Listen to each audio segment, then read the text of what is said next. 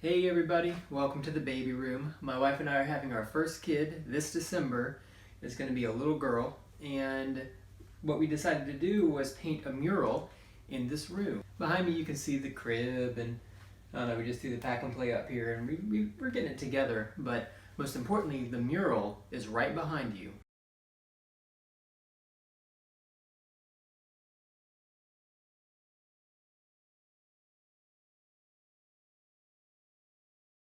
So essentially how it was created was we had the idea from the Animal Kingdom's Tree of Life at Disney World in Orlando. And I wanted to do one that was monochromatic, and it was originally my wife's idea, and I thought it was a great idea, and it's been one hell of a project, that's for sure. Every single animal has taken about an hour a piece, sometimes less than an hour, sometimes more.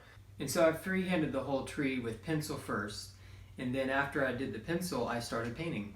What I used to paint it was just a palette. That's what I started with.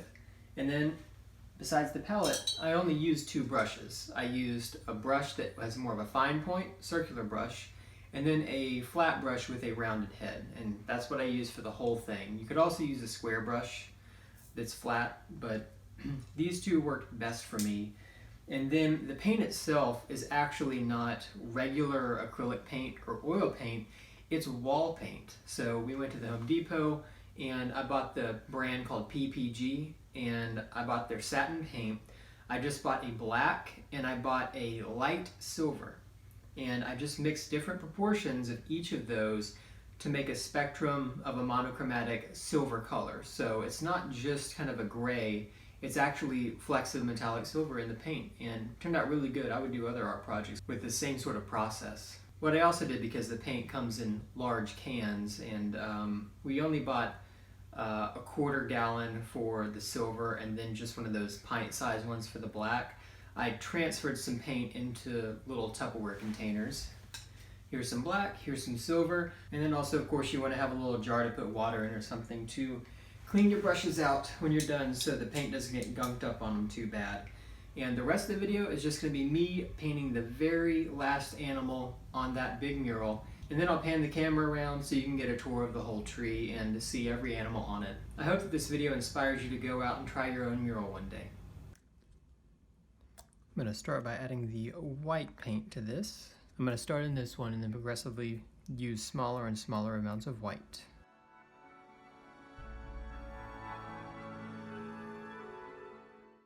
Alright, then I'm going to do the reverse with black paint. I'm going to add more black paint here, and then less black paint as I go that direction.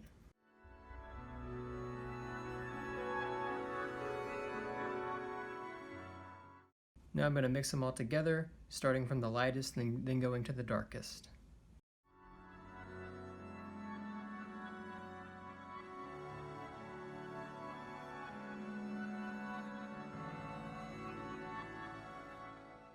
I'm going to add a little bit more white to these to make them slightly lighter.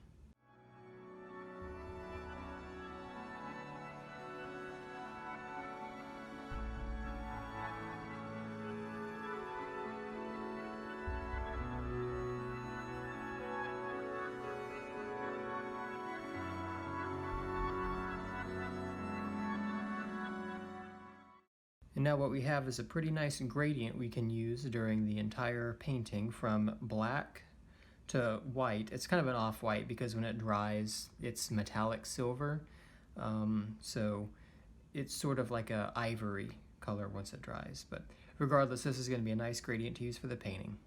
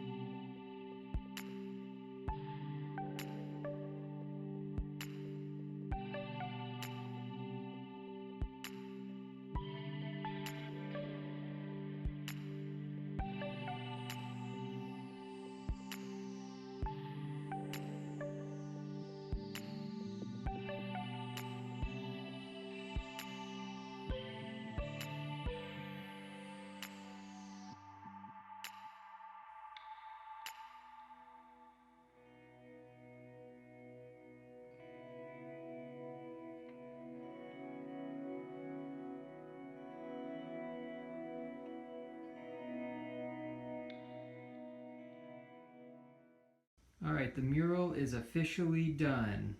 I'm very happy to have it finished. It took about a month, I'd say, to get it done. And here's a tour of the animals.